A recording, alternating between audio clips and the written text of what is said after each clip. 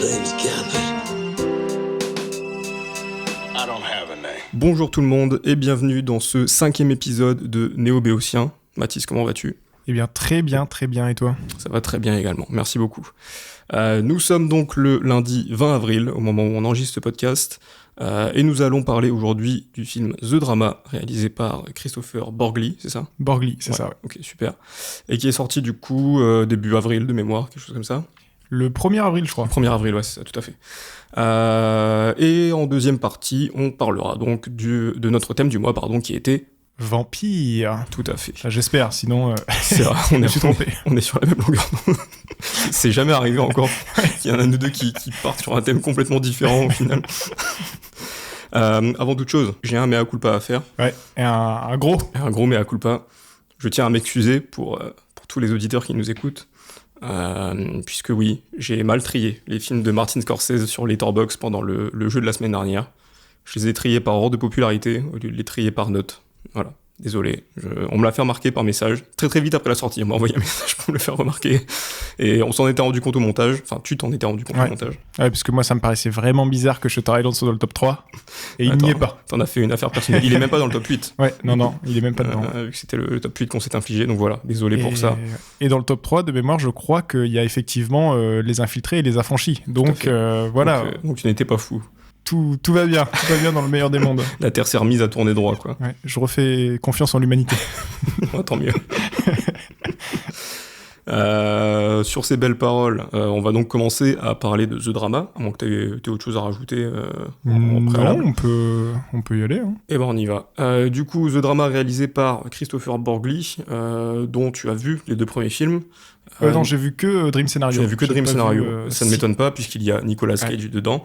As-tu quelques mots à dire, du coup, sur Dream Scenario ? Dream Scenario, c'est brillant, puisqu'il y a Nicolas Cage. Mais en vrai, je pense que j'aurais plus de mots à dire en parlant du film directement. Enfin, un peu à titre de comparaison, puisque c'est deux films qui parlent de névrose et qui parlent de...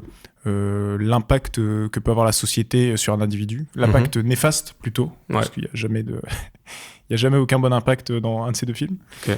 Et donc c'est plutôt, je trouve qu'il y a des petits liens à faire avec les deux films, mais en gros, c'est un peu différent parce que Dream Scenario c'est vraiment un film à concept fort, je trouve, qui est moins le cas pour The Drama. Je trouve personnellement. Oui, t'as pas un vrai concept dans The Drama. Ouais. Que Dream Scenario, le gros concept du film, c'est que en fait, Nicolas Cage, il est prof à la fac, et du jour au lendemain, les gens commencent tous à rêver de lui. Et donc ça apparaît partout dans les journaux, etc. Et en fait, les gens, ils rêvent que de lui, où il fait des dingueries, quoi. Il essaie de les tuer, il les poursuit, il leur fait peur. Des vraies dingueries, quoi. Ouais. Et donc, voilà, c'est un vrai film à concept, parce que c'est un truc que t'as jamais vu, quoi. Et le film étire ça tout du long. Alors, il y a quelques petits points négatifs, mais je trouve que le film se tient très très bien dans l'ensemble, Dream Scenario. Et puis, c'est magnifiquement interprété par Nicolas Cage, évidemment. Bon, ok. Et du coup, dans la continuité, qu'est-ce que tu as pensé de The Drama, du coup ? Est-ce qu'on fait notre petit jeu Ah oui, c'est vrai, habituel, on peut faire le décompte. Notre petit décompte. Notre petit décompte. Ah, vas-y. Est-ce que tu penses avoir mis plus ou moins que moi ? J'en ai aucune idée. T'as aucune idée ? J'en ai aucune idée, non. On va voir. Vas-y. 3, 2, 1, 3 et demi. Bon, ça va. Ok. Bah vas-y, je te laisse enchaîner. Ok, avec plaisir. The Drama, c'est plutôt bien, mais c'est pas très impactant. C'est ça, ouais. C'est assez bien résumé, ouais. Moi, j'ai été vraiment bluffé, mais comme d'habitude, par Robert Pattinson. Ouais, moi aussi. Je trouve qu'il vole la vedette, parce que du coup, il y a quand même Zendaya, enfin, on l'a dit, hein. On l'a pas dit, mais oui, c'est en effet un film avec Robert Pattinson et Zendaya. On peut pitcher peut-être rapidement, sans spoiler, parce que moi perso, j'y suis allé en sachant rien du film. Moi non plus. J'avais vu l'affiche, c'est tout, mais je ne savais pas du tout de quoi ça parlait. Parce que c'est marrant, parce que en fait, on aurait pu choisir le thème mariage, mais... Oui, mais moi je savais même pas que ça parlait de mariage. Alors que tu regardes l'affiche, bon, effectivement... On a parlé ça dépend, parce que l'affiche américaine, c'est... Oui, c'est quand ils sont face à face en tenue de mariée, à la mairie. Mais l'affiche française, ils sont dans un genre de canapé. Oui, c'est la photo que tu vois dans le film. Ouais. Et en fait, avec cette affiche-là, tu peux pas te douter. Enfin, non, moi j'avais vu cette affiche-là, je savais même pas que ça parlait d'un mariage. Mais je trouve qu'après avoir vu le film, c'est un très bon choix d'affiche pour le coup. Ouais. Ça marche bien. Mais oui, du coup, c'est un film avec Robert Pattinson et Zendaya qui interprètent du coup un couple qui est sur le point de se marier. Hein. Ils sont à une semaine de leur mariage. Ouais, c'est ça. Au début du film. Jours. Et pendant les préparatifs de leur mariage, la future mariée va faire une révélation sur son passé qui va un peu chambouler son futur mari et leur entourage. Et du coup, on va suivre un peu tous les questionnements par lesquels les deux vont passer, les névroses, comme tu dis, etc. Vraiment, je pense pas que ça vaille la peine de dire ce que c'est exactement ce truc qui les choque à ce point. Moi, je vais en parler à un moment. Tu vas en parler à un moment, ok. Donc, ouais, ça va être un spoil quand même. Ok. Mais on va aller en parler tout de suite. Allez voir le film et revenez. Ouais. Écoutez après. Ouais, parce que moi, je trouve que c'est important. Parce que ça dit quelque chose vachement du film, mais ouais, je trouve ça... Ok, on peut en parler si tu veux. Je pense qu'il faut en parler. Ok, on en parlera. Mais du coup, oui, comme tu disais, Robert Pattinson joue très bien. Les deux jouent très bien, globalement, je trouve. Surtout que Zendaya a quand même un registre assez différent d'habitude, je trouve. Enfin, de ce qu'on a l'habitude de l'avoir joué dans les films populaires dans lesquels elle joue habituellement, du moins. Mais les deux jouent très bien, mais c'est vrai que Pattinson, moi, m'a assez bluffé aussi. Je l'ai trouvé très drôle dans le film. Vraiment dans son côté névrosé avec plein de tics. Tics nerveux, des choses comme ça, de mimiques que tu le vois pas du tout d'habitude. Ouais, et puis le personnage, il a je trouve que c'est vraiment le personnage qui a le plus une évolution dans le film, mais même dans la gestuelle et tout, parce qu'au début, il est hyper serein, et en fait, quand il apprend la nouvelle, son comportement, il change drastiquement, mais il continue même de changer au fur et à mesure de l'évolution du film. Et du coup, il passe par... Enfin, c'est... Le rôle demande beaucoup plus, donc c'est aussi pour ça qu'il se démarque. Que Zendaya, elle joue très bien, mais c'est sur un registre déjà qui est le même sur tout le film et qui est moins impressionnant à l'écran, quoi.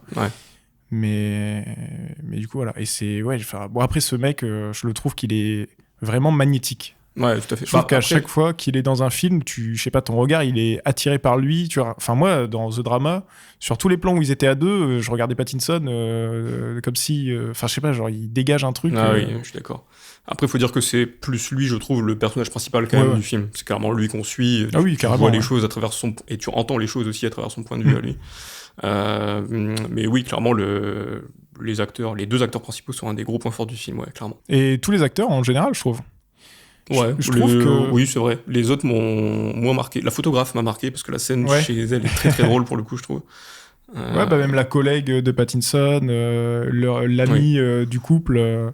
En fait, ils ont tous une scène un peu marquante et où ils sont pas en surjeu, mais où ils développent vraiment un jeu d'acteur, quoi. Ouais, je vois ce que tu veux dire. Et du coup, ils ont chacun leur scène, leur moment. Et du coup, ça... Enfin, je trouve que ça crée un tout qui est assez... un environnement assez riche. Et du coup, les personnages qui sont autour, ils ont une vraie importance sur le film. Enfin, pas tous les personnages, mais les quelques personnages secondaires, il y en a certains qui sont vraiment importants. Oui, tout à fait, oui. Et voilà, moi, ça m'a pas mal plu, le jeu d'acteur en général dans le film. Surtout que ça traite vraiment de l'absence absolue d'empathie, en fait. Ouais, tout à fait. Tous les personnages, ils sont... Enfin, à part Zendaya, qui est plutôt... Enfin, c'est pas non plus un personnage qui a une empathie de dingue, mais c'est quelqu'un qui a l'air normal à ce niveau-là. Tous les autres, c'est... De toute façon, c'est... on dit dans le film, on sait pas une dinguerie de dire ça, de toute façon, on va spoiler dans tous les cas, mais on dit dans le film que tous les autres sont des harceleurs, en fait. Oui. À un moment donné de leur vie, ils ont harcelé quelqu'un. Ouais. Et elle, c'est la seule qui n'est jamais passée à l'acte à faire des trucs horribles, quoi. Ouais, tout à fait. Et c'est elle que tout le monde pointe du doigt. Donc c'est assez antinomique, je trouve. C'est un peu particulier. Et c'est un peu... c'est là où aussi je trouve que ça rejoint Dream Scenario, dans le sens... t'as un personnage... après, là, c'est moins le personnage principal. Mais t'as un personnage qui a tout qui lui arrive sur lui, qui peut rien... Et elle, pour le coup, tu vois, elle se confie à son futur mari et elle s'en prend plein la gueule pendant tout le film, alors qu'elle a rien demandé. Enfin, c'est un peu... Je trouve que c'est un peu particulier comme concept. Spoilons, du coup. Mais oui, on peut spoiler. Voilà, de toute façon. Et donc en fait, du coup, le secret que Zendaya avoue à Robert Pattinson, je connais plus les noms des personnages dans le film. Non plus. Je suis très nul pour ça habituellement. Du coup, en fait, ils font un jeu à table avec leurs 2 témoins. Et en fait, ils doivent avouer la pire dinguerie qu'ils aient fait dans leur vie, quoi. Et donc, les 3 premiers, enfin, il y en a 2 des 3 qui parlent justement qu'ils ont harcelé quelqu'un. Il y en a un qui dit j'étais avec ma copine, on sortait le soir et on s'est fait agresser, je sais plus, par un chien ou un truc. Ouais, c'est ça. Ouais. Et j'ai poussé la meuf, je suis parti en courant. Et donc elle, quand elle doit avouer ce qu'elle a fait, elle dit en fait j'ai planifié une tuerie de masse dans mon lycée. J'avais le flingue et tout, et au final, je l'ai pas fait, quoi. Et donc, au final, c'est la seule qui n'est pas passée à l'acte. Ouais. Enfin, encore que l'histoire du chien est assez anecdotique, même si c'est un peu un move de con. Oui. C'est pas... Enfin, c'est un truc instinctif que tu peux pas forcément contrôler. Genre, on va pas en vouloir à ce mec. Ouais. Que les 2 autres ont quand même harcelé des gens. Oui. Bon, ambiance. Bon, une qui a séquestré un gamin. Ouais. Elle a séquestré un gamin qu'elle décrit comme lent mentalement, en plus. Donc... dont elle dit qu'elle n'a pas une nouvelle et qu'après elle dit qu'il va bien, tu vois. C'est ça, ouais. Enfin, et ils voient, en plus, elle en ont rien à secouer, quoi, de si cette personne va bien actuellement. Ouais. Enfin, et pareil pour Pattinson qui avoue avoir cyberharcelé quelqu'un au lycée jusqu'à ce qui quitte l'école et tout, je crois. Enfin, c'est assez vénère. Qui déménage, etc. Ouais. Assez vénère. Et pareil, j'ai plus jamais de nouvelles, mais il s'est jamais inquiété de la suite. C'est pour ça que je dis que c'est un film qui est vraiment sur le manque d'empathie absolue. Ouais, complètement. Mais du coup... Et sur en vrai ce qu'on te renvoie de ce que t'as commis, tu vois. Ouais, c'est surtout ça. Au final, lui, il a pas été inquiété parce que personne n'est jamais revenu vers lui à cause de ça, alors que là, le scandale qui est fait, c'est parce que sa pote, la connasse, là, elle a une cousine ou je sais plus qui s'est fait blesser à cause de ça, tu vois ce que je veux dire. Et Rachel, elle s'appelait. Ouais. Et c'est uniquement à cause... En fait, c'est plus ça qui crée le scandale, plus que la révélation en elle-même, tu vois. Parce qu'elle, ça la choque qu'elle dise ça. Et ce qui peut être justifiable, étant donné que c'est ce que sa cousine a vécu, je dis pas. Oui, non, mais... Mais ouais, c'est plus ce qu'on te renvoie, plus que l'acte en lui-même qui fait réfléchir, quoi. Ouais, et puis toutes les interprétations sont justement surinterprétées, quoi. Enfin, c'est vraiment... Oui, c'est ça. C'est là que la névrose commence, quoi. Oui, parce que Pattinson, à partir de là, le mec, il va avoir l'impression que sa femme veut le tuer. Elle arrive dans la chambre avec un couteau parce qu'elle est en train de faire un gâteau ou je sais pas quoi. Et puis il est là en stress, il croit qu'elle va le tuer, alors que c'est ça. Et c'est là-dessus que je disais que l'affiche était bien choisie en France, parce que du coup, l'affiche qu'on a en France, ils sont sur un canapé et elle montre sa bague en tendant sa main. Et à un moment, t'as un plan sur cette photo qui est scotché sur leur frigo, et où tu vois que lui ne voit plus la main, mais il voit une forme de flingue qui va vers lui, tu sais. C'est très dur à décrire de manière audio, mais vous avez capté, quoi. Et ouais, en fait, c'est là que le film commence vraiment, je trouve. C'est quand lui, il commence à avoir plein de névroses, qui commence à essayer de trouver des excuses en disant peut-être que t'as été harcelé et tout. Au final, pas tant que ça, tu vois. Tous ces trucs-là, tu vois. Et c'est là que le film est intéressant, et c'est dans ces moments-là qu'il crée le plus de mise en scène, en mettant des transitions un peu brusques à l'image, et au son aussi, d'ailleurs, où tu vas avoir des sons très forts d'un coup, des choses comme ça. Enfin, c'est là que le film commence vraiment à expérimenter, quoi, disons. Ouais, et puis c'est là où l'histoire démarre vraiment, quoi. Ouais, tout à fait. Mais ouais, c'est assez... En fait, de toute façon, les films de Borgli, j'ai l'impression que c'est vraiment des expériences... En fait, ça veut te procurer de la gêne, enfin, au spectateur, je veux dire. En fait, il veut qu'on soit vraiment gêné et dérangé par ce que vivent les gens et comment ils interprètent le truc. Et il y a quelques points que je trouve assez bien menés de la part du réal. C'est, par exemple, le moment où il l'imagine dans des magazines avec son flingue, puis ça le fait un peu fantasmer. Oui, je vois. Il y a des points comme ça que je trouve assez... mais dans Dream Scenario, c'était pareil. En fait, il exploite vraiment les trucs que tu vois jamais au cinéma, mais tu sais, les pensées parasites de merde que t'as, et tu te dis, mais pourquoi je pense à ça, c'est dégueulasse, ou tu sais, des trucs comme ça. Et que t'arrives pas à t'enlever de l'esprit. Et justement, ce petit truc, c'est un peu anecdotique dans le film, mais je trouve qu'il y a des petits passages comme ça qui traite bien des pensées parasites qu'on a dans ces moments où tout est flou. Ouais, tout à fait. Et voilà. Après, je pense que c'est un film qui fonctionne mieux sur toi aussi quand t'es américain. Ouais, c'est pour ça que justement que je voulais spoiler en gros le truc, c'est parce que en fait c'est tellement important là-bas les tueries de masse au lycée et tout avec des flammes que nous ça nous touche pas plus que ça. Je vais pas te mentir, moi quand elle a lâché son truc, je me suis presque dit ok, enfin tu vois. Non mais oui. Ouais. C'est horrible, mais tu vois, surtout par rapport aux anecdotes comme tu dis qu'on a entendu avant, tu vois, où c'était vraiment du harcèlement avec des vraies conséquences directes, quoi, presque, tu vois. Mais oui, nous on a beaucoup moins ce background tragique des fusillades de Columbine, etc. Même si bon, on est quand même très influencé par la société occidentale, donc dès qu'il se passe un truc aux États-Unis, ça touche aussi beaucoup ici parce que c'est tout de suite retransmis, etc. Enfin bref. Mais oui, je pense que quand t'es américain, t'as vraiment ce truc, d'autant que là-bas t'as vraiment des armes en libre circulation tout le temps, quoi. Donc je pense que ça marche beaucoup mieux quand t'es américain pour le coup. Ouais, et puis il y a ce truc un peu... t'as des étudiants, des élèves américains qui sont phobiques de ça. Enfin, je veux dire, en France... Oui, c'est une vraie névrose là-bas, une vraie psychose, quoi. Ouais, c'est ça. En France, tu peux... Enfin, je veux dire, c'est assez rare des gens qui ont peur de se faire fusiller à l'école, tu vois. Ouais, complètement. Enfin, il doit y en avoir, hein, c'est sûr, mais c'est pas un état de société. Que là-bas, ça représente quand même une bonne partie, je pense. Ouais, complètement. Donc c'est pour ça, je trouve que c'est pour ça que c'est important, parce que moi, je trouve que on n'a pas le même ressenti, effectivement, que quelqu'un qui vit aux États-Unis ou qui est proche de cette culture, plus que nous, tu vois. Ouais, bien sûr.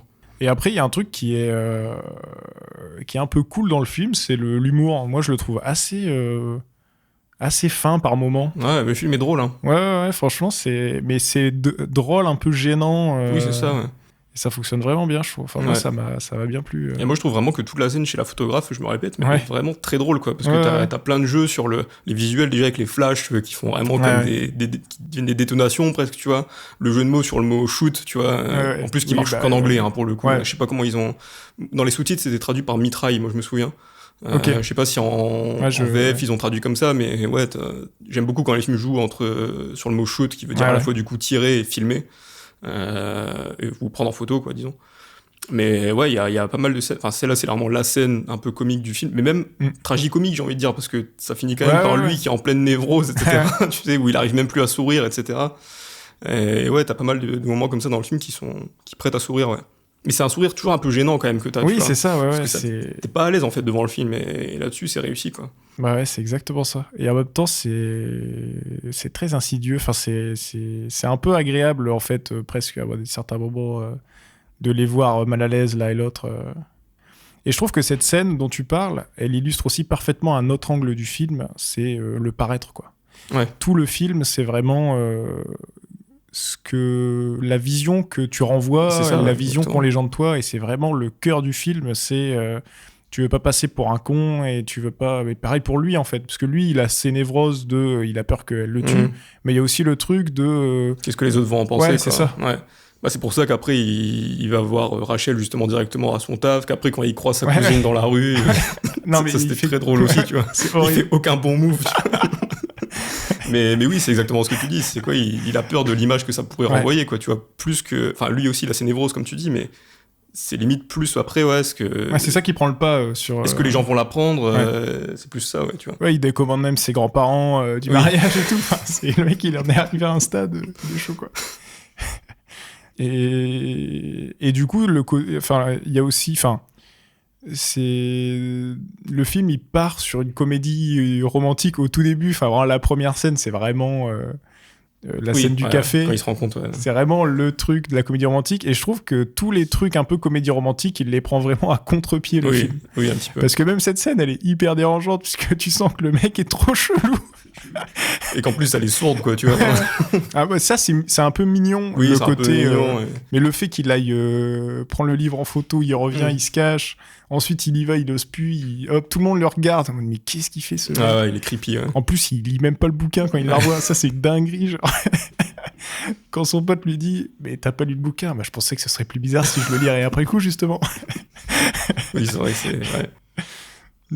Mais tous ces moments-là, ils sont vraiment très drôles. Et en même temps, je trouve que c'est c'est un bon contrepoint de la comédie romantique. Et en fait, ça m'a presque manqué d'en avoir pas plus dans le reste du film. Parce que je trouve que comment ça a commencé, j'ai trouvé ça vraiment marrant.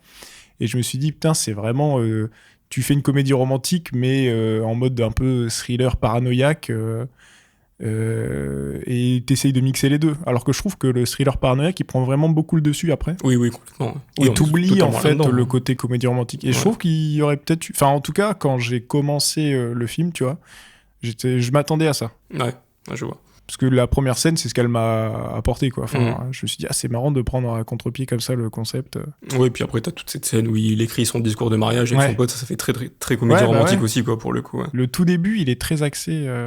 En fait, au final, tout ce qui est mis en place en termes de comédie romantique dans ce début de film, il est un peu tordu par la suite, tu vois. Parce que justement, t'as le truc où tu disais c'est un peu mignon qu'elle soit sourde, etc. Et après, t'apprends qu'elle est sourde parce qu'elle s'est entraînée avec son fusil, tu vois, justement. Et pareil pour le truc du discours où c'est un peu mignon, etc. Et au final, il finit par le supprimer complètement parce qu'il est en psychose, etc. Et limite, ça fait mal au cœur quand il fait ça en plus, tu vois. Parce que tu dis, putain, il se met vraiment dans un état pas possible, quoi, tu vois. Et en plus, pendant son discours de fin, il finit par faire tout ce que son pote lui avait conseillé de faire au final, tu vois. Ouais, ça, c'était un bon foreshadowing. Ouais, carrément. Mais la scène du mariage est assez cool. Ouais. Je trouve que le film finit bien. Ouais, complètement, ouais. C'est vrai que la fin est assez satisfaisante, je trouve. C'est quand même relativement tragique, mais sans être non plus trop déprimant, je trouve, tu vois. Ouais. Mais je trouve que c'est pas un mauvais film. En fait, tu vois, on dit que des points positifs et j'en ai pas beaucoup de négatifs, mais juste, je le trouve pas très impactant, en fait. Oui, c'est ça, c'est pas... Est-ce que c'est parce qu'on est français, je ne sais pas, tu vois. Ouais. Mais c'est pas un film que j'aurais envie de revoir tout de suite et c'est pas le film que je vais conseiller absolument non plus, tu vois. Mais c'est un film qui fait bien son taf, quoi. Ouais, et puis en plus, il a un peu un beau message dans le sens... Enfin, quand tu prends le profil du personnage de Zendaya, par exemple, où, en fait, tu vois... elle sort un peu de justement les névroses qu'elle avait quand elle était petite et de vouloir faire une tuerie de masse parce qu'elle entre dans une communauté, une association de lutte contre les armes et c'est grâce à ça que elle s'émancipe et qu'elle se fait des amis et que voilà, elle devient femme et tout, tu vois. Et en fait, je trouve que ça, c'est un bon... Enfin, tu vois, c'est assez beau de présenter ça comme ça, justement, ce truc communautaire, d'en faire quelque chose qui peut te sortir de... Ouais, tout à fait. C'est presque une solution au problème. Enfin, c'est pas une solution... surtout qu'au final, c'est pas la solution. Mais... Elle annule son plan parce qu'elle est traumatisée qu'il y en ait eu une pour de vrai sur tout ça. Et je trouve ça beau de se dire que même dans les drames comme ça, tu peux réussir à trouver un peu de positif, entre guillemets. C'est ça, et faire en sorte que ça aide des gens à mieux accepter leur peur et à avancer là-dessus, quoi, tu vois. Donc au final, c'est quand même un film qu'on recommande, hein, je pense. Si vous avez l'occasion de le voir, allez-y. Hein. Ouais, c'est sympa. Pas de questions à se poser. Plutôt cool, en vrai, on a toujours à peu près le même avis, ça fait plaisir. Ouais, c'est ça, ouais. Après... et du coup, il y a quelques jours, tu m'as dit qu'on aurait peut-être dû choisir Projet Dernière Chance comme film, parce que tu l'as vu, moi je ne l'ai toujours pas vu, mais tu m'as fait comprendre que tu avais beaucoup apprécié. Ah ouais, franchement, je me suis pris une petite claque. En fait, j'y suis allé un peu en mode, oui, bon, ça va être un film un peu niais, à la cool. Et en fait, ça l'est plutôt. Enfin, en vrai, c'est quand même léger, même s'il y a un peu de il y a beaucoup de profondeur dans le film, hein, mais c'est assez léger. Et en fait, en sortant du film, je me suis dit, c'est marrant parce que c'est tout ce que rêverait de faire Disney, mais en mieux. Ouais. Et j'ai l'impression que là, depuis 10 ans, Disney, c'est comme s'il voulait absolument faire ce film et qu'il ne l'avait pas fait. C'est quelqu'un d'autre qui l'a fait. Et d'ailleurs, c'est un bon petit buddy movie. La relation... on va pas spoil. Enfin, je vais pas spoil, mais en tout cas, il y a une relation... De toute façon, j'ai l'impression que le marketing a fait que... C'est quoi, c'est entre Gosling et le robot, là? Ouais, c'est pas... Oui. J'ai vu passer. Je sais pas ce que c'est exactement. Mais du coup, c'est ça. Mais de toute façon, c'était un peu attendu, vu que c'est ceux qui ont fait 21 et 22 Jump Street. Ouais. Mais deux chefs-d'œuvre. C'est excellent. De toute façon, ils font beaucoup de choses très bien, hein, ces mecs-là. Ceux qui ont aussi écrit, si je dis pas de bêtises, La Grande Aventure Lego, le premier. Ah, peut-être. C'est eux qui ont produit le premier film Spider-Verse, c'est sûr. Le deuxième, je suis pas sûr. Mais chef-d'œuvre aussi, quoi. Ouais. Donc oui, je doute pas que ce soit très bien. Tu sais que j'ai jamais vu 21 Jump Street et 22 Jump Street. Non. Oh là là, mais avec qui fais-je ce podcast? Non, mais c'est franchement, je te conseille fortement parce que c'est vraiment c'est le prime du divertissement. c'est vraiment je sais drôle. Je sais que je vais adorer en plus quand je verrai. Mais... Et la dynamique entre Jonah Hill et Channing Tatum, elle est j'imagine, magique. J'aime beaucoup les deux en plus. Donc. Channing Tatum un peu moins, mais j'aime beaucoup Jonah Hill pour le coup. Ouais. Mais franchement, le duo, il fait 90% de la réussite du film. Mais c'est excellent. Franchement, je te conseille. Ok. Puis il y a plein de refs. Plein de refs de fou. D'ailleurs, il y a dans l'intro du podcast, My Name is Jeff, ça vient de 21 ou 22, je sais plus, enfin des deux. Ok. Parce que j'avoue que je sais même pas d'où viennent toutes les rêves du générique du podcast. Si vous avez toutes trouvées, envoyez-nous un message. On vous enverra un DVD. Vous choisissez pas le DVD. En tout cas, on vous envoie un DVD, c'est une surprise. Ok. Bon, je pense qu'en termes d'actu, on n'a pas grand chose à dire de toute façon.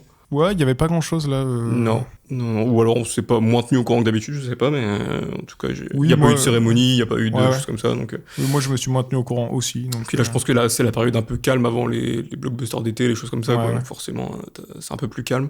J'ai pas vu Mario. Le dernier Mario. Ouais, moi non plus. Ça m'intéresse pas plus que ça. Donc, j'avais bien aimé le premier, mais je vois pas d'intérêt à en voir. En vrai, le premier, je l'avais déjà trouvé un peu osef, tu vois. Ouais, gentillet, mais voilà, c'est tout.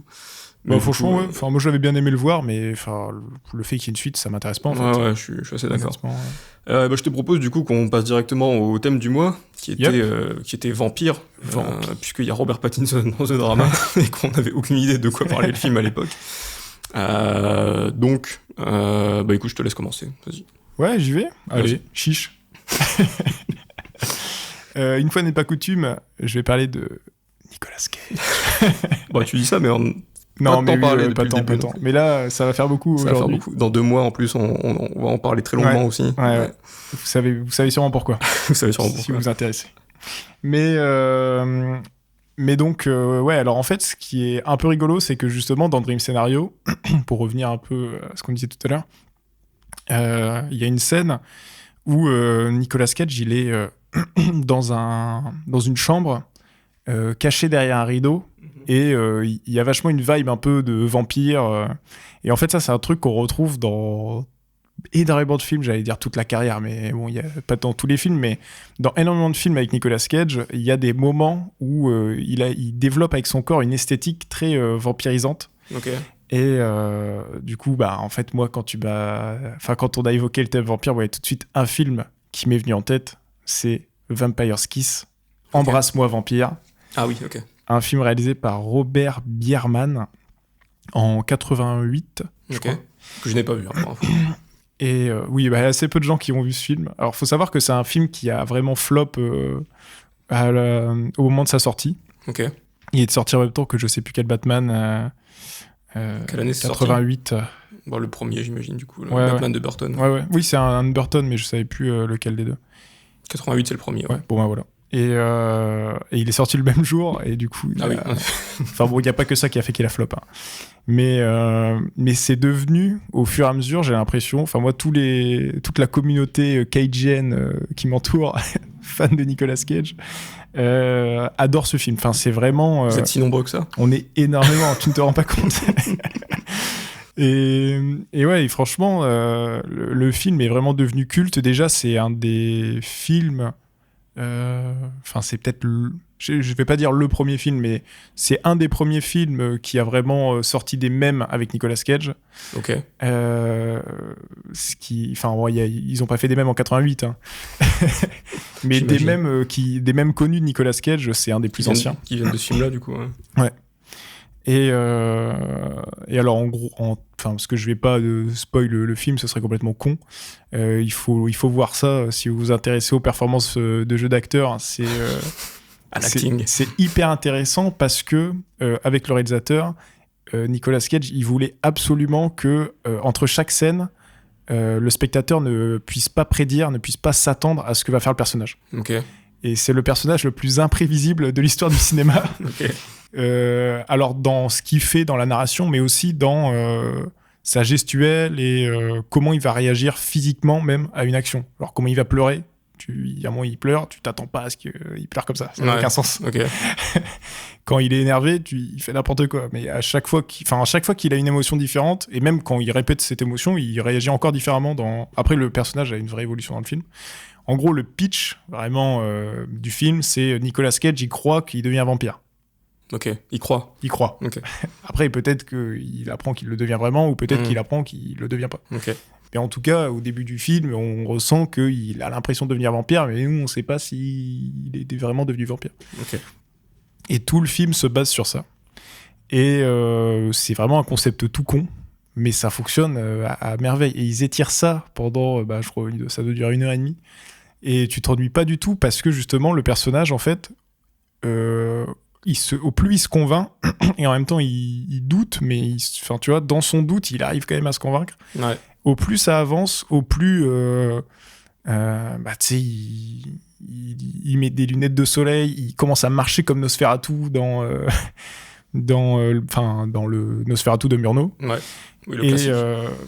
Et enfin vraiment ce qui est vraiment bien avec ce film, c'est que la plupart de la gestuelle que Nicolas Cage va développer en mode un peu expérimental, c'est comme s'il avait déjà poussé tous les curseurs là et qu'ensuite il les ajoute dans les autres films où il commence à faire un peu n'importe quoi, qui sont innombrables. Mais c'est presque le film où il est le plus cinglé, okay. Alors qu'on peut en citer des films où il est complètement fou, Volte-Face par exemple. Mais d'ailleurs, ce qui est assez drôle, c'est que du coup, c'est hyper... parce que, évidemment, ça parlait de vampires, donc lui, il a voulu s'inspirer de l'expressionnisme allemand. Donc Nosferatu, mais aussi le cabinet du docteur Caligari, etc. Et ce qui est plutôt bien, c'est qu'avec le réalisateur, ils se sont un peu accordés là-dessus, dans le sens où il y a des angles de caméra qui font très distordus. Enfin, c'est que il y en a pas non plus énormément dans le film, mais il y a vraiment des conceptions de plans quand il est par exemple en dessous du lit ou des trucs comme ça, qui font un peu clin d'œil, pas non plus rappel évident parce que c'est beaucoup moins travaillé que dans l'expressionnisme allemand évidemment. Ouais. Mais t'as des petits clins d'œil qui créent une atmosphère autour du personnage qui fonctionne vraiment bien. Et même si c'est complètement loufoque, en fait, le film finit par se tenir un peu. Okay. Ou alors, c'est moi qui me convainc de ça. Mais le film se tient très bien. Il y a quelques anecdotes qui sont hilarantes par rapport à ce film. Ok. Vas-y. Enfin, il y en a une qui est hilarante, les autres, elles sont pas si drôles. Mais attendez la deuxième. Mais la première anecdote, déjà, il devait pas faire ce film. Et en fait, il devait le faire, puis ensuite, il s'est décommandé. Il y a plein de noms de plein d'acteurs qui sont passés à ce moment-là, des stars en devenir. Et après, il a supplié le réal de revenir dans le film. Okay. Parce qu'en fait, il lui avait dit, son agent, il lui avait dit, oui, si tu fais ça après Moonstruck, qui venait de faire avec Cher, tu vas ruiner ta carrière, personne ne va te prendre au sérieux, etc.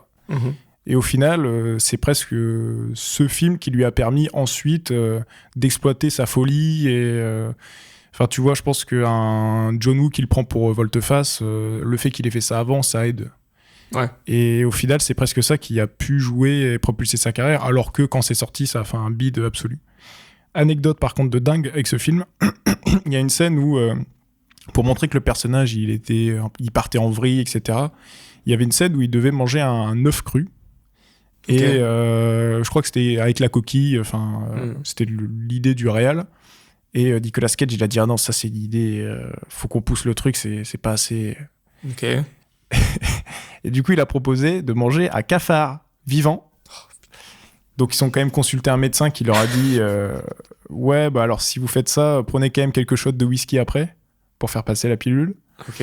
Et donc, il fait la scène, il mange le cafard.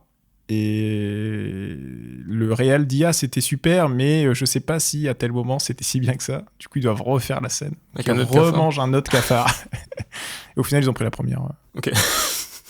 Mais du coup il a bouffé 2 cafards vivants. On pourra pas dire qu'aucun animal n'a été blessé sur ton. Ouais. Là c'est clair que on était en 88. C'était moins woke à l'époque, c'est ça que tu veux dire. La protection des cafards n'était pas encore. Et en fait, ce jusqu'au boutisme, je trouve qu'il caractérise bien l'ambition en fait artistique et créative de Nicolas Cage. Et Et voilà, c'est plein de petites anecdotes qui se distillent dans plusieurs films qu'il a pu faire, même surtout à cette période où il se construisait en tant qu'acteur, où il avait déjà enlevé le nom Coppola et où il essayait de déployer ses propres ailes. Parce qu'il s'appelait Coppola au début. Ouais, en fait, c'est le neveu de Francis Ford. Ça, je savais, mais du coup, il utilisait le nom dans en fait, son nom de scène. Au tout début de sa carrière, il s'appelait... en fait, il s'appelle Nicolas Kim Coppola. Et du coup, il s'appelait Nicolas Coppola dans la plupart des premiers films qu'il a fait avec, justement, parce que ses premiers tout petits rôles, c'était dans des films de Francis Ford Coppola, du coup. Ouais. Oui, bien sûr. Et d'ailleurs, la première trace peut-être de vampirisme de Nicolas Cage, pour moi, elle apparaît dans Peggy Sue s'est mariée. Vous me direz si vous trouvez les petits détails où Nicolas Cage ressemble à un vampire dans ce film. Pas sûr que t'aies des messages à ce sujet-là, mais... Ah, on sait jamais. Il y a il y a des gens qui l'ont vu et qui écoutent, je le sais. Je le sais. Je vous vois. Et Nicolas Cage, il va continuer sa vampirisation, comme j'ai dit, par touche dans quelques films, jusqu'à l'apothéose où il va jouer Dracula dans Renfield, avec Nicolas Hoult, qui est une très bonne comédie que je conseille. Et d'ailleurs, ça fait vachement écho, je trouve, à Vampire Kiss, parce que dans Embrasse-moi Vampire, dans Embrasse-moi Vampire, il martyrise son assistante, parce qu'il travaille dans un bureau, il a une assistante, et il lui dit vraiment il est vraiment tyrannique avec elle. Il lui dit de traiter des dossiers, de faire des trucs, mais qui ne servent à rien, tu vois. Tu sais pertinemment que ça sert à rien, mais il l'oblige à le faire. Jusqu'à ce que... je vais pas spoil, mais... en gros, il est tyrannique avec elle. Et justement, quand il joue Dracula avec Nicolas Hoult dans Renfield, le concept de Renfield, c'est que Dracula, c'est le pervers narcissique de Renfield, et Renfield, il va à des réunions genre alcooliques anonymes, mais pour les pervers narcissiques, quoi. Et pour les victimes de pervers narcissiques. Et il y a plein de scènes où les gens parlent de ce qui va pas dans leur couple, avec leur conjoint ou avec leur patron, et lui il dit moi c'est mon boss, il me tyrannise depuis des siècles. Mais sauf qu'il peut pas dire que c'est Dracula, évidemment, parce que forcément. Mais du coup le film est assez drôle, c'est avec Awkwafina aussi. Et c'est assez marrant, c'est léger mais c'est pas mal. Et puis voilà, je crois que j'ai fait le tour, allez voir Embrasse-moi Vampire. C'est dispo où, tu sais? Ah, je sais pas. Je pense que c'est pas dispo. Et top. Mais trouver un moyen. Trouver un moyen. Changer de pays. Il était sur Prime il y a peut-être 6 mois. Alors, c'est en effet écrit que c'est dispo sur Prime. Après, est-ce que c'est dispo direct? Il est encore dispo? Est-ce que c'est dispo direct sur Prime ou via un abonnement tiers sur Prime? Ça, je ne saurais dire. Parce que il était dispo, c'est sûr, il y a 6 mois, parce que j'ai une amie qui l'a vu par ce biais. Voilà, il est toujours visiblement. Et moi, quand j'avais regardé, il y a peut-être 2 mois, il y était plus, mais c'est possible qu'il revienne. C'est peut-être ça qui est pas à jour non plus. Je vais regarder directement sur Prime. Fais donc ça. Soyons malins. On fait pas de pub. Pour une fois. Non, bien sûr. Après, si un service de streaming veut nous envoyer de l'argent, ce n'est pas de souci. On n'avait pas d'adresse mail pro. Bon, on en créera une pour l'occasion. Mais si, en plus. Si, oui, on en a une, c'est juste qu'on la met pas en avant. Envoyez-nous un DM sur Insta. Oui. NordVPN, si vous nous écoutez. Mathis a un micro à 20 €, si on peut au moins changer ça.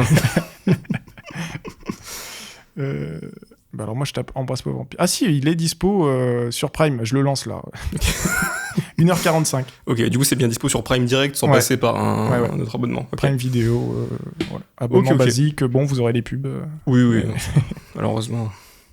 Mais voilà, je vous conseille ça. Ok. Et j'ai fait le tour. Et top. C'est déjà pas mal, hein. C'est pas mal du tout. Et en plus, c'est... compte tenu de ce dont on va parler dans 2 mois, c'est très marrant que tu aies parlé de Nicolas Cage. Ouais. Parce que moi, je vais parler de Spider-Man. Ah, parfait. Comme ça, c'est le parfait avant-goût. Pas du prochain podcast, mais de celui d'encore après. Je vais parler de comics, une fois n'est pas coutume également. J'en ai déjà un peu parlé la semaine dernière. Je vais pas en parler à chaque fois, mais là, c'était l'occasion. Puisque... alors j'ai dit Spider-Man, quel est le rapport avec Vampire? Vous poserez la question. Vous n'êtes pas sans savoir que au cinéma, le détenteur historique des droits de Spider-Man, c'est Sony. C'est eux qui ont fait la trilogie de Sam Raimi, c'est eux qui ont fait les 2 premiers Amazing Spider-Man. Et arrivé au 2e Amazing Spider-Man qui a floppé au box-office, après un concours de circonstances et moult discussions, ils ont revendu une partie des droits à Marvel pour qu'ils puissent l'utiliser pour le MCU. Jusque-là, Vous êtes au courant. Sauf que du coup, Sony, ils ont dit, on va quand même garder des droits pour quand même faire des films Spider-Man de notre côté. Sur les méchants, notamment. Et là, vous me voyez peut-être venir. C'est grâce à ça qu'on a eu droit à de multiples chefs-d'œuvre, notamment Venom 1, qui est peut-être le meilleur film de tous ceux qu'on va citer par la suite, ce qui en dit long du coup sur la qualité. Donc on a eu Venom 1 et 2, on a eu Madame Web, on a eu Kraven, Web, wow. Et on a eu Morbus avec Jared Leto. Je ne vais pas parler de Morbus, je ne vais pas parler du film Morbus, calme-toi. Je l'ai pas vu, mais il me fait peur. Je l'ai pas vu non plus, très honnêtement, donc on ne peut pas en parler en toute déontologie. Je ne pense pas que ce soit incroyable. Mais le fait est que Morbus est un vrai personnage à la base, qui est donc un personnage vampire, entre guillemets, qui a en tout cas des caractéristiques typiques des vampires, qui apparaît notamment dans certains comics Spider-Man, mais aussi dans des comics Blade ou des choses comme ça. J'avais envie du coup de parler de comics qui mettent en scène Morbus pour que vous puissiez effacer l'image de ce film qui visiblement n'a pas l'air incroyable.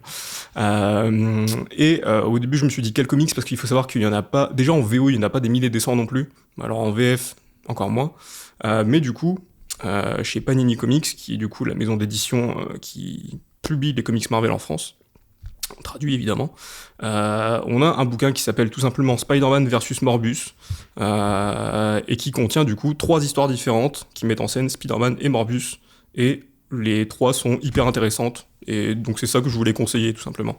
Okay. En fait, je vais pas spoiler les histoires parce que ça sert à rien clairement, mais vous avez 3 histoires qui sont toutes 3 d'époques différentes et avec des styles ultra différents.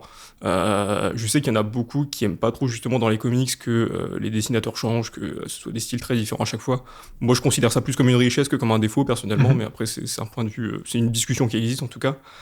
Mais en tout cas, du coup, dans ce recueil, vous avez 3 histoires différentes. Il y en a une qui date des années 70, une qui date des années 90 et une qui date des années 2000. Donc vraiment, il y a plein de styles. Enfin, évidemment, de toute façon, déjà technologiquement, en comics, entre des décennies différentes, tu vois les différences parce que les techniques de dessin sont plus du tout les mêmes, les techniques de narration non plus, parce que c'est plus du tout agencé de la même manière.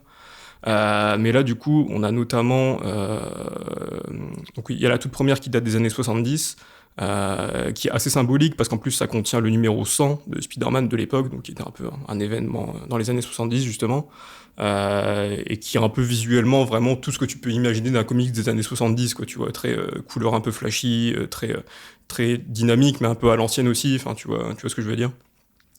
La deuxième histoire qui, elle, date des années 90, elle a été faite par un artiste qui s'appelle Todd McFarlane, et qui est du coup un mec qui a un peu révolutionné la façon de dessiner Spider-Man quand il est arrivé sur Spider-Man, justement. C'est lui qui en a fait vraiment quelque chose, qui en a fait vraiment un être très arachnéen, même dans sa forme, avec des très longs membres, avec des poses très incohérentes, des choses comme ça. Donc il a révolutionné Spider-Man, même les comics un peu à l'époque, et du coup il y a aussi une histoire de lui qui met en scène Spider-Man et Morbus, et la dernière du coup des années 2000 qui elle est dessinée, je sais plus qui est à l'écriture, mais en tout cas au dessin c'est un mec qui s'appelle Paolo Rivera, et qui a un style qui est hyper singulier. En fait j'aurais du mal à le décrire, c'est un peu photoréaliste, mais en même temps quand même un peu brumeux, quand même un peu rêve, quoi, tu vois, un petit peu dans la manière dont c'est dessiné. Et du coup, voilà, bref, je vous recommande vraiment de lire ça, parce que les 3 histoires sont pas des grosses... Enfin, sont pas des comics excellentissimes non plus, mais les 3, en tout cas, sont des exercices de style hyper différents, qui mettent en plus en scène un personnage, donc Morbus, qui est très loin d'être le bouffon qu'on essaye de vendre sur Internet maintenant, avec les nombreux mèmes que les films ont générés, etc., qui sont très drôles en plus, en général, mais j'ai pas vu le film, donc je vais pas le dire vraiment. Mais en tout cas, voilà, ça vous mettra en scène un personnage qui est beaucoup plus sérieux, dans des contextes beaucoup plus horrifiques, notamment dans l'histoire des années 90, justement. Et vraiment, ouais, ça vous permet vraiment d'avoir en plus, je pense, un sample, enfin un échantillon de ce que peut être, de tout ce que peuvent être les comics, en fait, visuellement, tu vois. Ouais. Parce que c'est 3 styles vraiment très différents. En plus, c'est des époques différentes. Bah ouais, c'est ça l'idée. C'est intéressant, ouais. Et c'est ces 3 histoires qui du coup n'ont rien à voir entre elles, si ce n'est qu'elles mettent en scène Spider-Man et Morbus. Mais voilà, je pense que ça peut vraiment plaire à pas mal de gens. Ça existe du coup chez Panini Comics, comme je le disais, ça s'appelle juste Spider-Man versus Morbius, VS Morbius. Voilà, ça coûte 21€ pour 160 pages, si vous voulez tous les détails. Et je pense que ça peut plaire notamment à certains fans de l'époque de la série Spider-Man des années 90, parce qu'il faut savoir que c'est la première vraie adaptation qui a mis en scène Morbius à l'époque, et je sais que ça a traumatisé pas mal de gens justement ça à l'époque, parce qu'il y avait des visuels hyper bizarres. Déjà c'est une série où il y avait pas mal de visuels très bizarres, t'avais des épisodes notamment où Spider-Man se transformait en vraie araignée avec des bras qui lui sortaient des côtes et tout. Et ça, déjà, ça avait traumatisé pas mal de gens. Mais les épisodes avec Morbius étaient vraiment dark parce que tu le voyais vraiment avoir sa transformation. Et je me rappelle qu'il avait des trucs qui lui sortaient des mains, tu vois, des trucs un peu flippants comme ça. Et je sais que ça a marqué pas mal de gens à l'époque. Et c'est pas forcément des gens qui ont lu des comics par la suite, mais je pense que typiquement, c'est le genre de truc qui peut plaire à ces gens-là, quoi, disons. Donc bref, voilà, j'ai utilisé le thème vampire pour caser mon petit Spider-Man. Ouais, c'est bien, tu remets un peu d'honneur sur le personnage de Morbius. Sur le personnage de Morbius qui en manque malheureusement cruellement. Comme je disais, après, c'est pas dans le top des méchants de Spider-Man, c'est pas un personnage de comics de ouf non plus, tu vois. Mais il a quand même eu des histoires honorables. Ouais. Et c'est cool d'avoir ce genre d'édition, du coup, qui mettent en scène justement c'est un peu ses meilleurs moments, quoi, finalement, tu vois. Ouais. Et comme je disais, c'est surtout que artistiquement, je pense vraiment que ça peut vous montrer une palette hyper variée de styles graphiques différents. Ouais. Voilà. J'allais dire autre chose, mais je ne sais plus. Oui, après, forcément, comics, ça m'a aussi fait penser à Blade, hein, évidemment, comme on disait avant. Le truc, c'est que j'ai pas lu beaucoup de comics Blade. J'aime bien les 2 premiers films avec Wesley Snipes. Je me rappelle plus avoir vu le 3e, donc je ne saurais dire, mais je crois que c'était pas terrible. C'est celui avec Ryan Reynolds. Ouais, non, j'ai pas parlé en début de podcast. Enfin, avant d'enregistrer, pardon. Mais voilà. Et d'ailleurs, il y a un film Blade qui est en projet depuis des années chez Marvel avec Mahershala Ali. Je crois que c'est annulé maintenant, parce que. Ah ouais. Il me semblait avoir vu que c'était annulé ou presque annulé. Parce que moi, là, tu sais, les dernières frises chronologiques Marvel, là où ils mettent les dates, machin, j'ai l'impression que la dernière que j'ai croisée, après c'était il y a 6 mois, mais... Non, mais c'est possible. Je m'intéresse un peu moins, j'avoue, à ce qui va sortir, etc. Mais ça fait tellement longtemps que le projet, je me demande si ça doit pas faire peut-être 10 ans maintenant que c'est sur le... que c'est prévu, quoi, ce projet. Et c'est dommage, en vrai, parce que j'aurais été vraiment curieux de voir ça. Ouais. Moi, j'aurais été curieux de voir Gambit avec Tatum, mais bon. c'est autre chose encore, mais tu l'as eu, finalement. Ouais, pas vraiment. Un peu dégoûté. On a eu le retour de Wesley Snipes en Blade dans le même film, quoi. Ouais. Non, mais en vrai, j'aimerais bien revoir un film Blade, franchement, pour le coup. Je pense que c'est vraiment... Enfin, je sais pas, tu vois, c'est un Renoir badass qui tabasse des vampires, tu vois, genre. Non, mais le perso a un flow de fou furieux, enfin... Et tu sais que on parle de Sinners dans chaque épisode, mais la fin de Sinners m'a donné envie de voir un film Blade avec Michael B. Jordan, tu vois. Quand tu le vois arriver dans les années 80, je crois, où il a sa coupe à la Tupac un peu, tu vois. Je me suis dit, putain, ça aurait de la gueule quand même, tu vois. Et je comprends pas pourquoi un projet qui... c'est sûr marcherait au moins commercialement, mais autant de temps à se faire, mais bref. Et puis le perso, vraiment, il a vraiment un flow de fou, il est badass comme jamais, carrément. Il dégage un truc. Carrément. Mais bon. Mais ouais, les priorités, qu'est-ce que tu veux. Écoute, on est bon pour le thème vampire. On va enchaîner. Pas vraiment, parce que vous allez voir, moi dans mes recos, je reparle d'un truc avec des vampires. Là, il est fort. Comme ça, on tire le fil. Comme ça. Restez bien jusqu'à la fin. Et partagez l'épisode sur tous vos réseaux. Du coup, on va enchaîner sur un jeu. Comme on n'a pas forcément eu le temps de réfléchir à un nouveau jeu, on va refaire le même jeu que sur le premier épisode. C'est-à-dire qu'on avait baptisé le baromètre culturel. Exactement. Du coup, pour ceux qui n'auraient pas écouté le premier épisode, allez-y, parce que du coup, vous devez rien comprendre à celui-ci. C'est souvent un truc que je me dis quand on met un chiffre, tu sais, après le nom de l'épisode. Je me dis, est-ce qu'il y a des gens qui pensent qu'ils doivent lire les premiers ? Vous n'êtes pas obligés. C'est un truc. Bon, après, si vous avez écouté les premiers, vous faites ce que vous voulez. Je veux dire, il n'y a pas de suite chronologique. Bref. Et du coup, pour ceux qui ne sauraient pas en quoi consiste ce jeu, admettons que ce soit moi qui commence, on va dire. Je vais réfléchir du coup à un chiffre entre 0 et 10 même, qui correspond à une note sur 10. Et du coup, le but de Mathis, ça va être de deviner à quel chiffre je pense. Et du coup, il va me demander, par exemple, donne-moi un film qui correspondrait à cette note. Je vais lui dire un film, il va me demander, je sais pas, une série, un personnage, peu importe. 3 indices comme ça, et il doit du coup trouver quelle était ma note. Voilà, tout simplement. Putain, je pense que j'ai pas trop mal expliqué. Ouais. Non, si, c'est bien, c'est bien. Ok, et bah écoute, j'ai un chiffre en tête. Allez, je vais essayer de deviner ça. Bah tiens, oui, c'est vrai, un film, c'est toujours bien pour commencer. C'est toujours parlant. Un film... j'ai failli dire ma note avant. Un film à 2... Je vais dire Iron Man 2. Ok. Ah, ok. Pas évident. Ouais. ça peut varier.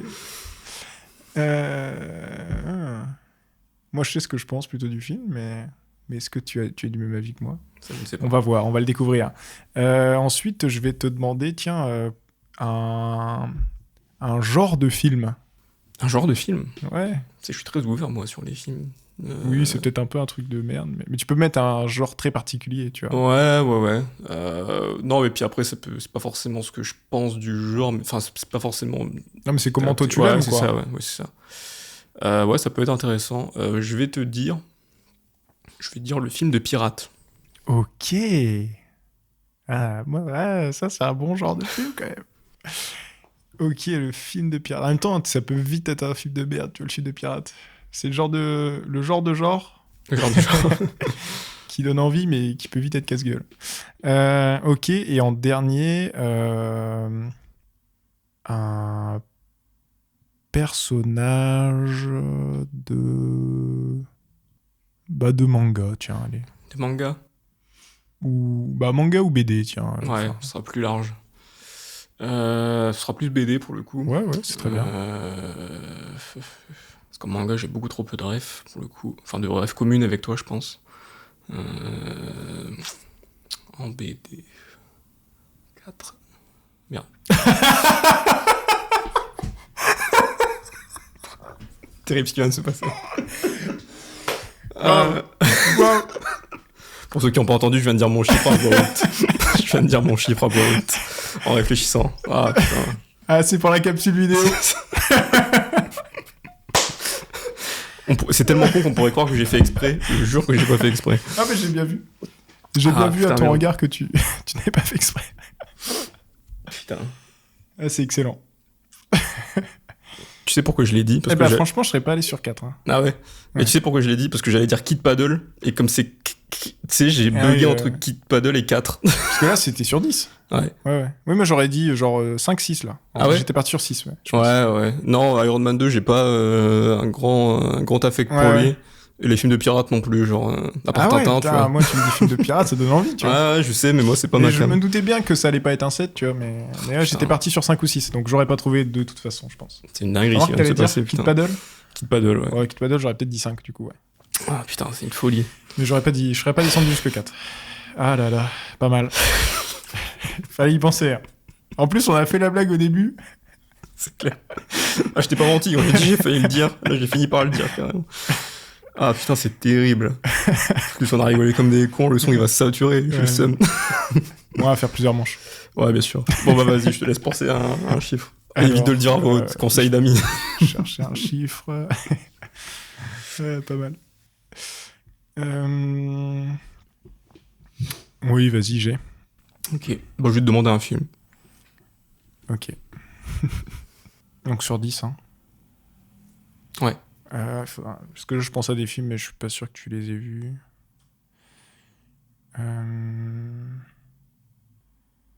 Oh là là. Je suis en séchage. Mon cerveau, il veut pas fonctionner. Il s'arrête tout seul. C'est la dernière fois que ça m'est arrivé, moi j'ai lâché mon chiffre dans le micro directement. Ouais, je te jure. En fait, après, c'est... Ouais, Les Visiteurs 2, peut-être. Ok. Oh merde. Les Visiteurs 2, putain. Waouh. Ok. Donc j'ai pas grand souvenir, hein, mais... Ouais, non, mais tu vois la vibe, quoi. Je vois la vibe, ouais. Ok. Un artiste musical francophone. On va se mettre des gens en dos. On est là pour ça. Là, tu te doutes que c'est pas 10. Faut être client pour faire du clic, hein, au moins. Un artiste musical francophone. Il y en a tellement.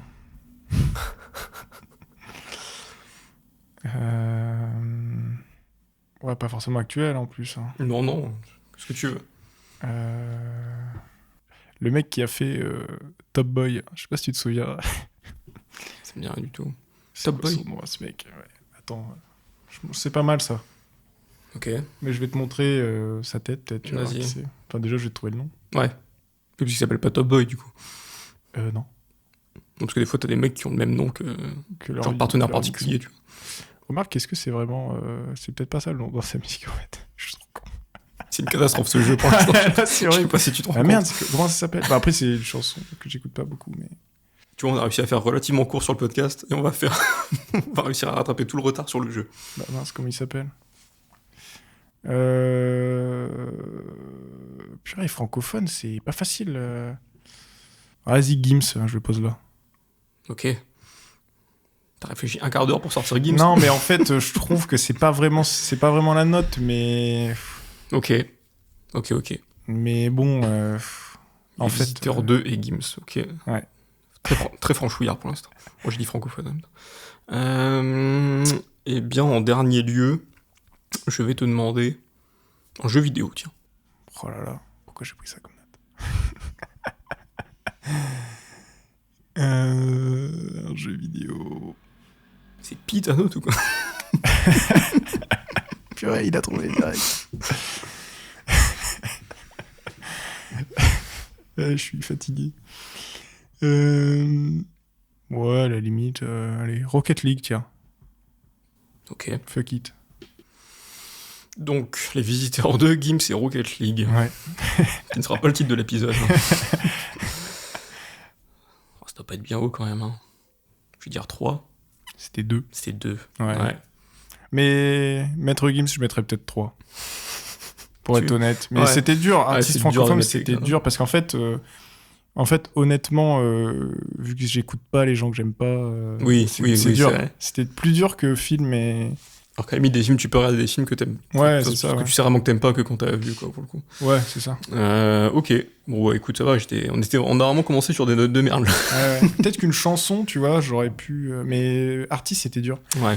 Et Rocket League, c'est juste que, voilà, je suis trop nul, quoi. Ça me saoule. Quel jeu de merde. C'est technique, hein, Rocket League, pour le coup. Quel jeu de merde, c'est trop dur. Ok. Eh bien, écoute... On va le refaire, hein. Enfin, oui, on en refait une, hein, bien sûr. Ouais. On coupe tout ce qu'on a fait avant. On peut pas finir sur ça. Vas-y, j'ai une note en tête. Allez, c'est parti. 2. Je vais te demander un chiffre entre 1 et 10. Bah tiens, je vais te demander une chanson, justement. Une chanson française. Ok. Je peux m'aider de... Oui. Ma plateforme de streaming, que je ne vais pas citer. Oui, on cite pas de marque, hein, comme vous l'aurez remarqué depuis le début de l'épisode. Si pas de marque, mais si Apple Music veut nous envoyer l'argent, citez surtout pas. Juste chanson ou chanson francophone ? Ouais, chanson francophone. Francophone ? Ouais. Oui, pas forcément française, francophone, c'est bien. J'ai failli redire ma note, hein. Faut vraiment que je fasse très attention à ce que je fais. Faut que j'arrête de réfléchir à voix haute, en fait, tout simplement. C'est pas évident. Ouais, c'est vrai. Je pense qu'on se pose pas assez la question tous les jours de quelle note on met à tel truc, tu sais. Ouais. Faites-le chez vous. En attendant, là, je vais tout laisser au montage, là. Oui, parce que réfléchissez chez vous. Là, on fait que des trucs en rapport avec la culture. Tu vois, si on dirait un style de pâte, ce serait beaucoup plus facile. Vous pouvez encore. Style de pâte à 2, les pâtes étoiles, là. C'est bon, on en a marre. Écoute, je vais te dire dernière danse de Kyo. Ok, bon, bah c'est 5. C'est 5 ta note, quoi. Il est sérieux, ce mec. Enfin, non, 5, 10 du coup. Parce que c'est sur. Sur 10, ouais. C'est sur 10, donc c'est 10 ta note. Ne le dis pas. Ok, ouais, dernière danse, c'est bien ça. Et réécoutez-la chez vous. Ok. Ouais, bah je vais te redire un jeu vidéo. Ça, on le fait pas souvent, ça. Bon, on a fait 2 fois le jeu. Ok. Un jeu vidéo, ok. Je vais dire Fortnite. C'est pas possible que tu dises Fortnite et dernière danse de Kyo. Ça matche pas. Ok. Tiens, je vais faire un petit... Là, je vais faire une vraie promo. Un costume de Spider-Man. Faut savoir qu'il y a quelqu'un qui a fait un live il y a pas longtemps. Il y a quelques jours, j'ai fait un live sur YouTube dans lequel je faisais une tier list des costumes de Spider-Man au cinéma. Le replay est disponible si ça vous intéresse. Central Cast sur YouTube. Surtout que tu as vu du coup une partie de la tier list. Ça peut m'aider. Ça peut t'aider, ouais. Je pense que la définition parfaite de ma note, c'est le costume de Spider-Man dans Spider-Man Homecoming. Ah, moi je suis pas allé jusque là dans le live, mais je vois très bien. Pas celui qu'il a dans le combat final avec son suite et tout, hein, vraiment le costume. Celui que Tony Stark lui fait, quoi. Moi j'ai envie de partir sur un 5. C'est 5. Bon, bah voilà. Franchement, quand j'ai dit dernière danse, t'as dit c'est 5. Non, mais c'est 10 sur 10. J'ai failli dire oui. Non, mais Fortnite et ce costume, c'était bien, ça m'a aiguillé. Si j'avais que Kyo, j'aurais jamais trouvé ça. Non, en vrai, j'aime beaucoup dernière danse de Kyo, c'est juste que, objectivement, c'est mid, tu vois. C'est juste, c'est ta nostalgie qui parle, là. C'est un classique. Ok. Eh bien, c'est à ton tour de penser à une note. Et bien joué. Ouais, tu vois, comme quoi. Ouais. Ok, j'ai. Ok. Est-ce que c'est 7 ? Non. Eh bien, je vais te demander un volet de la saga Harry Potter. Pas mal. En film, hein, je parle. Ouais. Je précise pour les lecteurs qui nous regardent. Qui nous écoutent plutôt. Ouais. Rien qui va aujourd'hui. Je vais te dire, je pense, le premier Harry Potter. Hein. Je pourrais en citer d'autres qui sont au même niveau, mais je vais te citer le premier Harry Potter, tout simplement. À l'école des sorciers. C'est pas très original de reprendre 5, hein, tu sais. Ok. Eh bien, je vais te demander une chanson de Michael Jackson. Si t'en as suffisamment, mais je pense quand même. Si j'en ai une qui arrive à cette note ou qui est aussi bas que cette note. C'est ça qui est dur. Le plus proche. Ouais, le plus proche, ouais. J'ai conscience que c'est très précis comme demande. Bah tiens, il chante dans We Are the World. Bah c'est 5. Ok. Et un membre de We Are the World, non.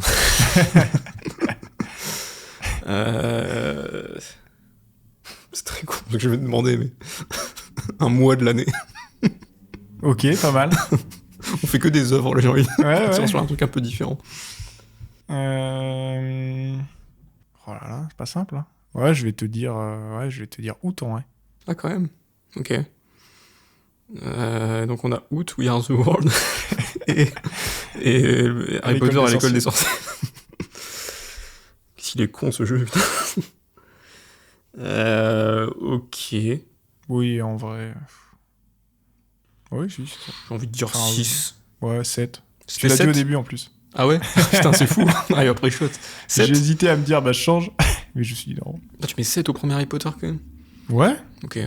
Oh, je l'aime bien, hein, mais c'est... Si, c'est cool. Ouais. Comparé aux ceux d'après, je suis moins fan perso, tu vois. Mais... Ah ouais. Non, moi, tu vois, le 1, le 2, pour moi, il s'équivaut. Ouais, ça, je suis d'accord. Le 3 est mieux. Le 4, c'est le pire. Ah ouais, tu trouves ? Ah ouais, carrément. Ah, moi, il y a... Je pense qu'il y a que le 5 que je mets en dessous du premier, moi. Ouais, le 5 en dessous aussi, ouais. Le 6, c'est mon préféré, je pense. Le 7 partie 1, je suis moins fan aussi. Ouais, 7 partie 1 et 2, je les mets un peu ensemble et je dirais pareil, équivalent. Ça se tient. J'avoue, ça se tient. Ouais. Et c'était quoi, là ? C'était le mois d'août, 7, ouais, ok. Bah, We Are the World, en vrai, c'est ma chanson préférée de Michael Jackson. Ok. Bah, je pensais que ça aurait été plus bas, ça, tu vois, pour le coup. Et août, je me suis dit 6, vu que c'est un peu le mois avant la rentrée, tu vois. Mais je suis pas très Michael Jackson. Voilà. Vous le Okay. savez. Vous le savez maintenant. On ne parlera pas du film. Il a fait de la bonne musique, hein, mais... Oui, il a fait quelques hits, quoi. Mais... On s'en fait une dernière ? Ouais. Vas-y. Vas-y, c'est bon. Un genre musical. À mon sens. Ah, ton sens, ouais. Je veux dire le métal. Oh, il va se faire des ennemis. Il va se faire des ennemis. Ok. Souvent, quand on commence notre phrase par « à mon sens », c'est que la note n'excède pas 5. Il y a un truc à défendre. Ok. Bah tiens, un personnage de comics. Toi qui es féru. Ouais. Je vais dire... Mysterio. Ok. T'attendais pas à ça.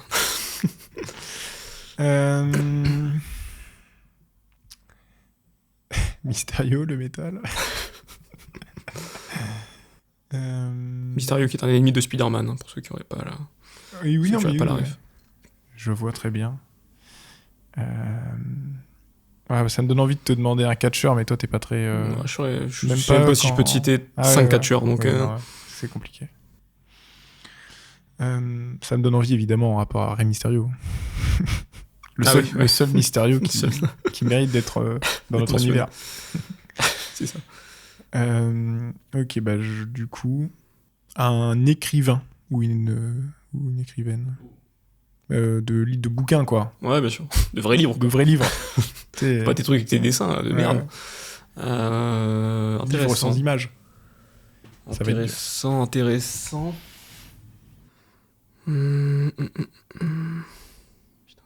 On aime bien choisir des trucs chiants. Ouais, mais c'est une bonne question en vrai à chaque fois. Hein. Genre c'est intéressant de se plonger là-dedans, mais pour trouver un truc rapide, c'est pas évident.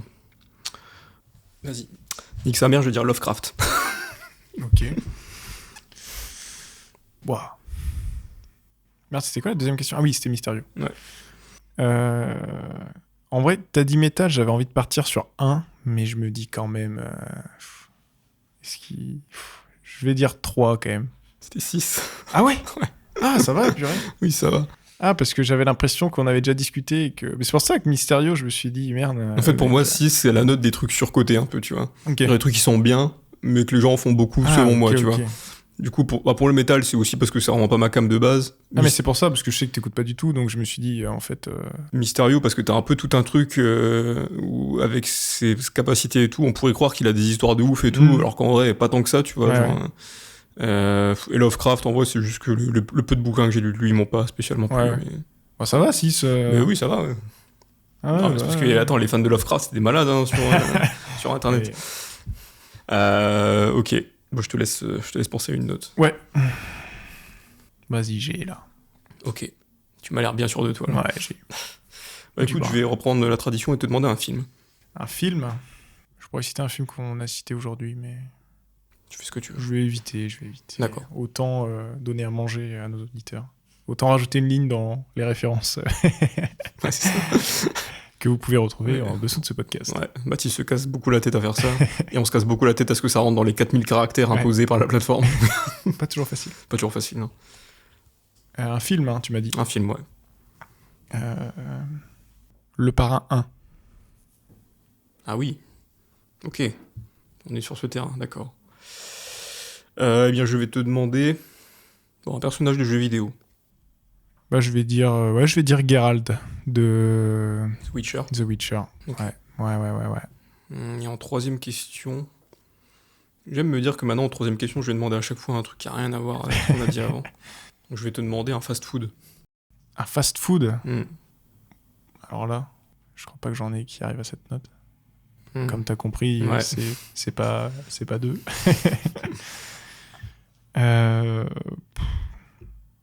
Ben, je vais te dire... Ou un resto, au pire. Hein, ouais, non, mais... C'est quoi cette chaîne de burgers, là, qui a... Il y en a un à Lille, en bas de la rue de Béthune. Enfin, je sais pas s'il y a encore, d'ailleurs, mais... Comment ça s'appelle ? C'est pas Tonton ou... Non, c'est pas ça, c'est... C'est un truc connu. Hein. Ah ouais ? Une chaîne ? Ouais. Bah mince. C'est pas Five Guys ?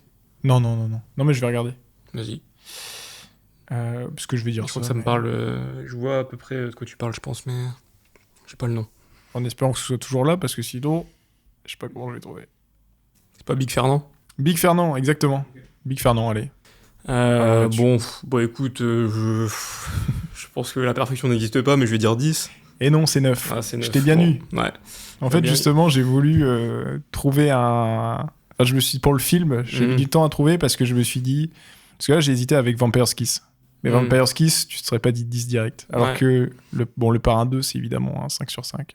En vrai, je mettrais peut-être 5 sur 5 quand même au Parrain. J'ai voulu faire un contre-pied. J'ai dit c'est 9 ou 10, je me suis dit allez, je vais tenter le 10, on l'a jamais fait. J'ai voulu faire un contre-pied, je regrette un peu parce que je pense que partout j'ai dû mettre 10 sur 10 au Parrain.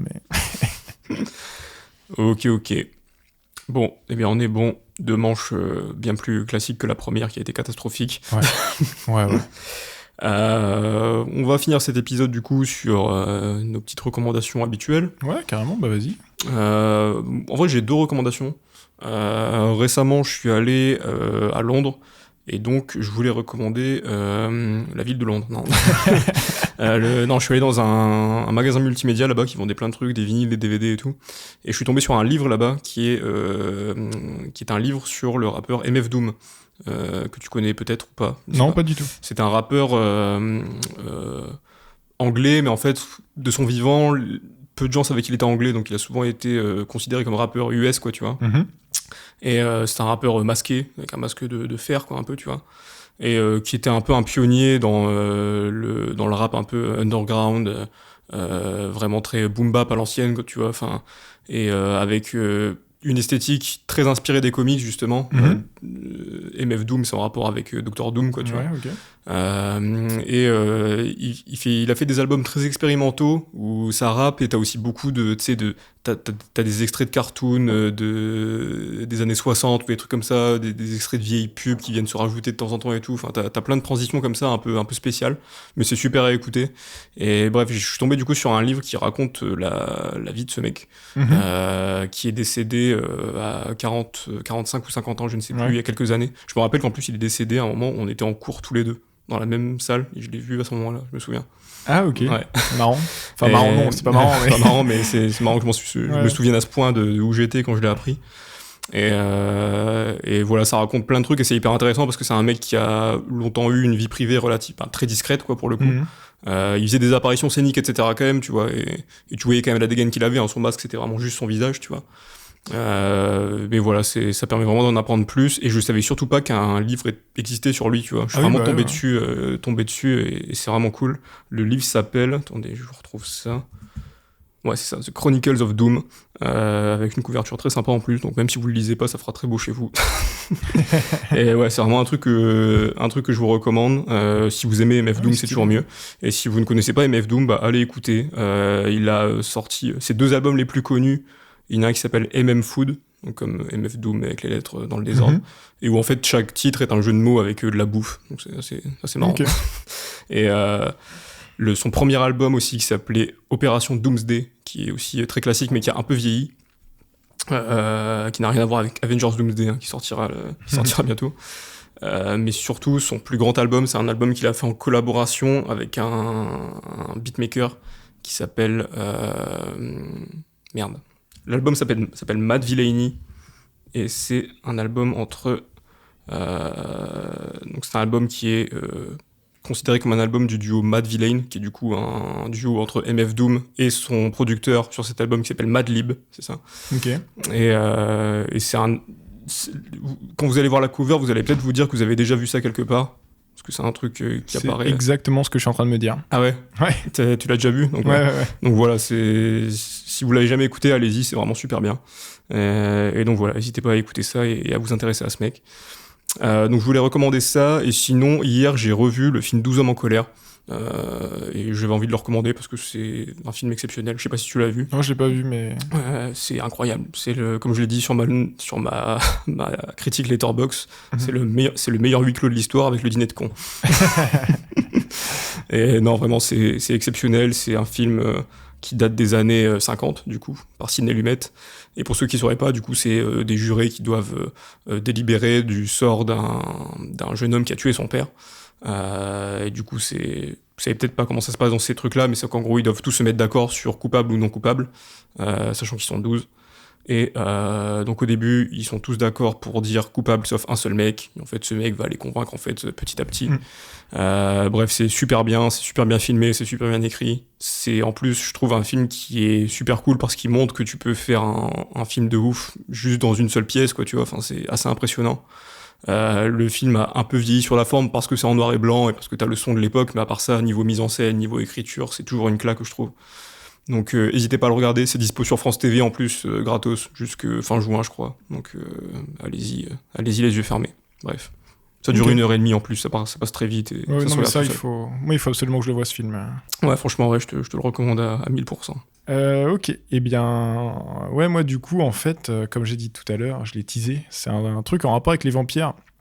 En fait, sur le moment, quand on a parlé de Twilight et de vampires, j'ai pensé à ça, mais en fait, tout de suite après, je me suis dit, je ne peux pas ne pas parler de Vampire's Kiss, dont j'ai parlé tout à l'heure, Embrassement vampire, et du coup, j'ai un peu mis ça à la trappe.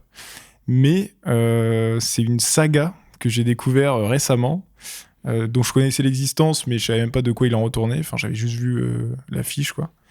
Et en fait, c'est vraiment la saga exactement entre Matrix et Twilight. Okay. C'est le mélange parfait de Matrix et Twilight. Et ça s'appelle Underworld. Je sais pas si t'as déjà entendu parler de ça. De nom, ouais, je connais un petit peu. Ouais. Et ça me dit quelque chose. Ouais. Les 2 premiers, donc j'ai vu que les 2 premiers pour l'instant. Je viens de m'acheter en DVD le 3 là. Ok. Et donc ça s'appelle Underworld et c'est réalisé par, les 2 premiers sont réalisés par Len Wiseman, qui a fait d'autres trucs. Qui a fait Ballerina là récemment. Ok. Ah oui, c'est vrai. En fait, moi j'ai vraiment adoré le lore de Underworld. Okay. Du coup, c'est une histoire de famille. C'est une histoire de loup-garou versus vampire, en gros. Et donc, c'est la guerre depuis des milliers d'années entre les loups-garous et les vampires. Et le lore est hyper riche, hyper intéressant. Et c'est vraiment ça qui me donne envie de continuer. Et visuellement, il y a des trucs qui claquent. Enfin, c'est hyper sombre. Mais c'est très joli, très bien réalisé. Ok. C'est l'actrice principale, c'est Kate Beckinsale ou un truc du genre. Okay. Une actrice, vous voyez sa tête, tout le monde sait qui c'est, mais personne sait son nom. Ouais, je vois le genre. Ouais, elle a fait énormément de second rôles dans des. Par exemple, elle joue dans Click avec Adam Sandler, dans Aviator aussi, elle y est. Okay. Avec DiCaprio, mais franchement, je trouve que c'est une super saga, et moi j'ai découvert ça sur le tard, et même maintenant, à découvrir ça, je trouve ça vraiment cool. Donc je pense que si j'avais vu ça genre quand j'étais plus jeune, j'aurais trouvé ça incroyable. Ouais, t'aurais été fan, quoi. Ouais, peut-être pas fan, si, mais... t'aurais été fan. mais j'aurais kiffé. Et ouais, c'est tout le lore, c'est assez basique d'un sens, mais c'est très travaillé, et en fait on t'en donne petit à petit. T'as pas toute une narration dès le début qui t'explique comment ça se passe depuis des millénaires. Tu rentres direct dans l'action, et petit à petit t'as des touches qui s'ajoutent, machin. Et dans le 2, t'as encore d'autres touches qui s'ajoutent. Et le 3, apparemment, ça se passe avant. Ok. Parce que c'est avec d'autres acteurs, etc. Il y a quand même les acteurs principaux c'est pas l'actrice principale des 2 premiers films. Okay. Et c'est réalisé par quelqu'un d'autre. Et je crois qu'il y a eu 5 films, peut-être 6, 5 sûrs. Et j'ai hâte de découvrir la suite. Mais franchement, c'est un truc que je conseille. Si vous aimez bien Matrix et que vous voulez voir ce que ça fait quand on le mélange avec Twilight. Ouais, avec des loups-garous et des vampires. Franchement, c'est assez... Okay. En fait, je dis Matrix parce que dans l'esthétique, il y a vraiment un truc très similaire. Vêtements de cuir, etc. Ça, ouais. Et c'est assez marrant, assez sympa. Et voilà, ça se découvre bien, je trouve. Voilà, si vous voulez découvrir un nouvel univers, nouvelle saga, ça peut valoir le coup. Ok, très sympa. Voilà, et j'avais que ça, moi, j'en avais qu'une de reco. Eh bah top. Merci d'avoir écouté ce podcast. Et oui, merci. Le mois prochain, nous parlerons de la suite du Diable s'habille en Prada. Et oui. Qui ne s'appelle pas le Diable s'habille en Prada 2. Ce que je trouve très frustrant. Mais qui sort du coup le 29 avril de mémoire. Ouais, donc normalement une semaine avant la sortie de ce que vous êtes en train d'écouter là. Donc n'hésitez pas à aller le voir si vous voulez avoir notre avis après. De toute façon, tout le monde va aller le voir. Tout le monde va aller le voir, évidemment, c'est un événement. Évidemment. Ce sera aussi l'occasion de parler du 1, évidemment. Donc voilà, n'hésitez pas à aller voir ça. Et on s'est pas concerté pour le thème. Ouais, c'est vrai, pas encore du tout. Une fois. Ah là là. La tuile. Diable. Ouais, diable, c'est bien, ouais. Eh bien, on se donne le thème diable. Après vampire, on passe sur le diable directement. Allez. Donc, le thème du prochain mois sera diable, tout simplement. Dans tout ce qu'il a de large, encore une fois, et de vague. Je pense qu'on est bon. Ouais, c'est très bien. Bah, franchement, voilà, encore un bon épisode en boîte. Tout à fait. Eh bien, encore merci de nous avoir écoutés. Donc, si vous voulez nous suivre, on a toujours le compte Insta, néobéotien au pluriel. Il n'y a pas de point. Non, il n'y a pas de point. Néobéotien au pluriel. Non, il n'y a pas de point. Sur lequel vous pouvez voir un peu les dernières sorties d'épisodes, quelques capsules vidéo aussi de passages du podcast que vous venez d'écouter. N'hésitez pas à aller suivre ça si vous intéresse. Dites-nous ce que vous avez pensé de The Drama si vous l'avez vu. Et du coup, on se retrouve le mois prochain pour le prochain épisode. Et dites-nous aussi quel est votre vampire préféré. Dites-nous quel est votre vampire préféré, tout à fait. Allez. Salut à tous. Ciao.